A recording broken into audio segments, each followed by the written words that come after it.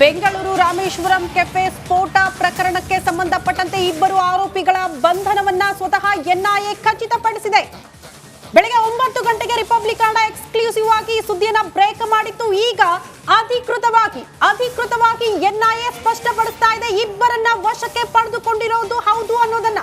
ಮುಸಾವಿರ್ ಹುಸೇನ್ ಸ್ಫೋಟದ ಹಿಂದಿನ master mind Mathin ತಾಹಾನ್ನ ಕೂಡ ವಶಕ್ಕೆ ಪಡೆದುಕೊಂಡಿದ್ದಾರೆ ಎನ್ಐಎ ಅಧಿಕಾರಿಗಳು. ಎನ್ಐಎ ಕೇಂದ್ರ ತನಿಖಾ ಸಂಸ್ಥೆಗಳು ಸದ್ಯ ವಶಕ್ಕೆ ಪಡೆದುಕೊಂಡು ವಿಚಾರಣೆಗೆ ಒಳಪಡಿಸಿರೋದು. ಪಶ್ಚಿಮ ಬಂಗಾಳದಲ್ಲಿ ಇಬ್ಬರ ಸೆರೆಯಾಗಿರೋದು ಎನ್ಐಎ ಅಧಿಕಾರಿಗಳಿಂದ ಭರ್ಜರಿ ಕಾರ್ಯಾಚರಣೆ. ಕಾರಣ ಎಲ್ಲೆಲ್ಲಿ ಹೋಗಿದ್ರು ಆ ಮಾರ್ಗದಲ್ಲೆಲ್ಲವೂ ಕೂಡ ಎನ್ಐಎ ಅಧಿಕಾರಿಗಳ ತನಿಖೆ ಚುರುಕುಗೊಂಡಿತ್ತು. ಈ ಹಿಂದೆ ಕೂಡ ಇಬ್ಬರ ಬಂಧನ ಆಗಿತ್ತು. ಯಾರವರು ಅನ್ನುವಂತ ಪ್ರಶ್ನೆಗೆ ಒಂದು ಕ್ಲಾರಿಟಿ ಸಿಕ್ಕಿದೆ. ಇವರಿಗೆ ಸಹಕಾರ ಕೊಟ್ಟಿರುವ ಹಿನ್ನೆಲೆಯಲ್ಲಿ ಇಬ್ಬರ ಬಂಧನ ಆಗಿತ್ತು. ಅದಾದ ಬಳಿಕ ಮಾಸ್ಟರ್ ಮೈಂಡ್ ಬಾಂಬ್ ಸ್ಫೋಟದ ರೂವಾರಿಗಳು ಇವರೇ ಇಬ್ಬರು ಎನ್ಐಎ ಅಧಿಕಾರಿಗಳು ವಶಕ್ಕೆ ಪಡೆದುಕೊಂಡಿದ್ದು ಅಧಿಕೃತವಾಗಿ ಸ್ಪಷ್ಟವಾಗಿ ಎನ್ಐಎ ಅಧಿಕಾರಿಗಳೇ ಖಚಿತಪಡಿಸಿದ್ದಾರೆ. ಇಬ್ಬರ ಬಂಧನದ ವಿಚಾರಕ್ಕೆ ಸಂಬಂಧಪಟ್ಟಂತೆ ಇಡೀ ರಾಜ್ಯವನ್ನ ಬೆಚ್ಚಿ ಬೀಳಿಸಿದಂತಹ ಪ್ರಕರಣ. ಈ ಬಗ್ಗೆ ಮತ್ತಷ್ಟು ಡೀಟೇಲ್ಸ್ ಅನ್ನ ಕೊಡ್ತಾ ಹೋಗ್ತಾರೆ ನಮ್ಮ ಪ್ರತಿನಿಧಿ ಸುನೀಲ್. ನೇರ ಸಂಪರ್ಕದಲ್ಲಿ ಜಾಯಿನ್ ಆಗ್ತಿದ್ದಾರೆ. ಸುನೀಲ್, ಬೆಳಗ್ಗೆ ತಾನೇ ರಿಪಬ್ಲಿಕ್ ಕನ್ನಡ ಎಕ್ಸ್ಕ್ಲೂಸಿವ್ ಆಗಿ ಸುದ್ದಿನ ಬ್ರೇಕ್ ಮಾಡಿತ್ತು. ಈಗ ಅಧಿಕೃತವಾಗಿ ಎನ್ಐಎ ಅಧಿಕಾರಿಗಳೇ ಸ್ಪಷ್ಟಪಡಿಸಿದ್ದಾರೆ ಇಬ್ಬರ ಬಂಧನ ವಿಚಾರಕ್ಕೆ ಸಂಬಂಧಪಟ್ಟಂತೆ.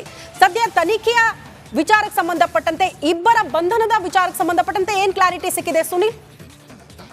ಎಸ್ ಶ್ರುತಿ, ರಾಮೇಶ್ವರ ಕೆಫೆ ಸ್ಫೋಟಕ್ಕೆ ಸಂಬಂಧಪಟ್ಟಂತೆ ಇಬ್ಬರನ್ನ ಬಂಧನ ಮಾಡಿರುವಂತಹ ವಿಚಾರಕ್ಕೆ ಸಂಬಂಧಪಟ್ಟಂತೆ ಎನ್ಐಎ ಖುದ್ದು ಅಧಿಕೃತವಾಗಿ ಅವ್ರನ್ನ ಅರೆಸ್ಟ್ ಮಾಡಲಾಗಿದೆ ಅನ್ನುವಂಥ ವಿಚಾರವನ್ನು ಕೂಡ ಸ್ಪಷ್ಟಪಡಿಸಿದೆ. ಇಲ್ಲಿ ಒಂದು ಕನ್ಫ್ಯೂಷನ್ ಇತ್ತು, ವೆಸ್ಟ್ ಬೆಂಗಾಲಲ್ಲಿ ಅರೆಸ್ಟ್ ಆಗಿದೆ ಅನ್ನುವಂಥ ಮಾಹಿತಿ ಗೊತ್ತಾಗಿತ್ತು, ಆದರೆ ಎಕ್ಸಾಕ್ಟ್ ಆಗಿ ಎಲ್ಲಿ ಅನ್ನುವಂಥದ್ದು ಗೊತ್ತಾಗಿರಲಿಲ್ಲ. ಆದರೆ ಇದೀಗ ಎನ್ಐಎ ಅಧಿಕಾರಿಗಳು ತಮ್ಮ ಒಂದು ಪ್ರೆಸ್ ರಿಲೀಸ್ನಲ್ಲಿ ಈ ಒಂದು ಮಾಹಿತಿಯನ್ನು ತಿಳಿಸಿದ್ದಾರೆ. ಏನಂತ ಹೇಳಿದರೆ, ಕೋಲ್ಕತ್ತಾ ಬಳಿ ಇವರೊಂದು ಹೈಡೌಟ್ನಲ್ಲಿದ್ದರು, ಅಲ್ಲಿ ಇವರಿಬ್ಬರನ್ನ ಬಂಧಿಸಲಾಗಿದೆ ಅನ್ನುವಂಥದ್ದು. ಮತ್ತು ಇನ್ನೊಂದು ಪ್ರಮುಖ ವಿಚಾರ ಅಂತ ಹೇಳಿದರೆ, ಇವರಿಬ್ಬರು ಕೂಡ ತಮ್ಮ ಹೆಸರನ್ನ ಅಲ್ಲಿ ಹೇಳ್ಕೊಂಡಿರಲಿಲ್ಲ, ಬೇರೊಂದು ಗುರುತಿನ ಹೆಸರಿನಲ್ಲಿ ಅಲ್ಲಿ ಉಳ್ಕೊಂಡಿದ್ರು ಅನ್ನುವಂಥದ್ದು ಮಾಹಿತಿ ಕೂಡ ಗೊತ್ತಾಗಿದೆ.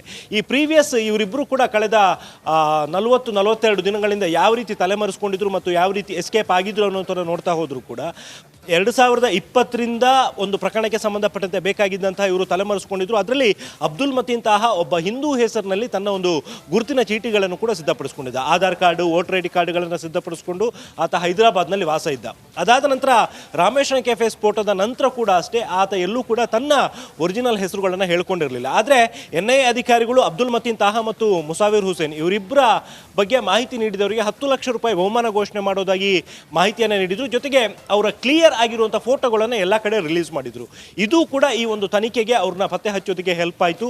ಈ ಒಂದು ಅಧಿಕೃತ ಪ್ರಕಟಣೆಯಲ್ಲಿ ಅವರು ತಿಳಿಸಿರುವಂತೆ ಕರ್ನಾಟಕ ಪೊಲೀಸು, ಅದೇ ರೀತಿ ವೆಸ್ಟ್ ಬೆಂಗಾಲ್ ಮತ್ತು ಕೇರಳ ಪೊಲೀಸು ಮತ್ತು ತೆಲಂಗಾಣ ಪೊಲೀಸರು ಇವರೆಲ್ಲರೂ ಕೂಡ ಸಹಕಾರ ಕೊಟ್ಟ ಕಾರಣದಿಂದಾಗಿ ಬಂಧನ ಮಾಡಲಾಗಿದೆ ಅನ್ನುವಂಥ ವಿಚಾರವನ್ನು ಕೂಡ ತಿಳಿಸಿದ್ದಾರೆ. ಇದೀಗ ಅವರಿಬ್ಬರನ್ನು ಕೂಡ ಎನ್ಐಎ ವೆಸ್ಟ್ ಬೆಂಗಾಲ್ನಲ್ಲಿ ಹೆಚ್ಚಿನ ಒಂದು ವಿಚಾರಣೆ ನಡೆಸ್ತಾ ಇದ್ದಾರೆ.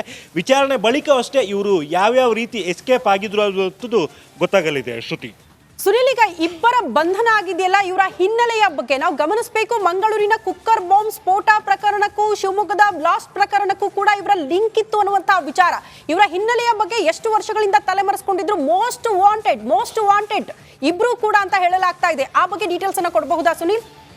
ಎಸ್ ಶ್ರುತಿ, 2013ರಲ್ಲಿ ಶಿವಮೊಗ್ಗದ ತೀರ್ಥಹಳ್ಳಿಯಲ್ಲಿ ಒಂದು ಸಭೆ ನಡೆದಿತ್ತು. ಆ್ಯಕ್ಚುಲ್ ಆಗಿ ತನಿಖೆಯ ಭಾಗವಾಗಿ ಹೇಳೋದಿದ್ರೆ ಒಂದು ದಾವಾಸ್ ಸೆಂಟರ್ ಹೆಸರಿನಲ್ಲಿ ಅಲ್ಲಿ ಒಂದು ಸಭೆ ನಡೆದಿತ್ತು.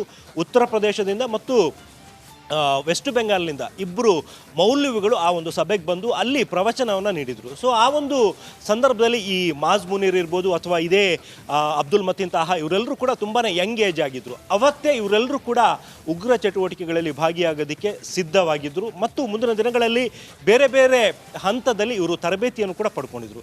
ಅದಾದ ನಂತರ 2020ರಲ್ಲಿ ಬೆಂಗಳೂರಿನ ಸುದ್ದುಗುಂಟೆಪಾಳ್ಯ ಪೊಲೀಸ್ ಠಾಣೆಯಲ್ಲಿ ಒಂದು ಪ್ರಕರಣ ದಾಖಲಾಗಿತ್ತು, ಅಲ್ಹಿಂದ್ ಮಾದರಿಯ ಕೇಸ್. ಅಂದರೆ ಅಲ್ಹಿಂದ್ ಅನ್ನುವಂತಹ ಟ್ರಸ್ಟ್ನ ಹೆಸರಿನಲ್ಲಿ ಅದರ ಕೆಳಗಡೆ ಇವರೆಲ್ಲರೂ ಕೂಡ ಭಯೋತ್ಪಾದಕ ಚಟುವಟಿಕೆಗಳನ್ನು ಮಾಡ್ತಾ ಇದ್ರು ಅನ್ನುವಂಥದ್ದು. ಆ ಒಂದು ಪ್ರಕರಣದಲ್ಲಿ ಇವರಿಬ್ಬರು ಕೂಡ ಆರೋಪಿಗಳಾಗಿದ್ದರು ಮತ್ತು ಅದಾದ ಬಳಿಕ ಎನ್ಐಎ ಅಧಿಕಾರಿಗಳ ಕೈಗೆ ಇವರು ಸಿಕ್ಕಿರಲಿಲ್ಲ.